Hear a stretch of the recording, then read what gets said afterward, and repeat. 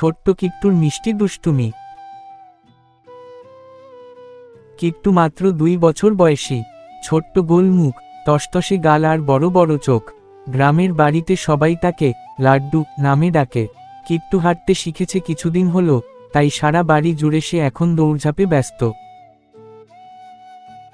সকালে ঘুম থেকে উঠেই সে মায়ের মুখে হাসি এনে দেয়। মা মা বলে ডাকলেই মা সব ভুলে যায়। ঠাকুমা তাকে নিয়ে বাইরের উঠানে হাঁটায়, আর কিট্টু আঙুল দিয়ে পাখি, গরু আর গাছ দেখিয়ে ওই বলে চেঁচায়। কিট্টুর সবচেয়ে প্রিয় খেলনা তার লাল বলটা। সে যেখানে যায় বলটা তার সাথেই থাকে। মাঝে মাঝে বল নিয়ে সে রান্নাঘরে ঢুকে পড়ে, আর মা হালকা রাগ দেখায়।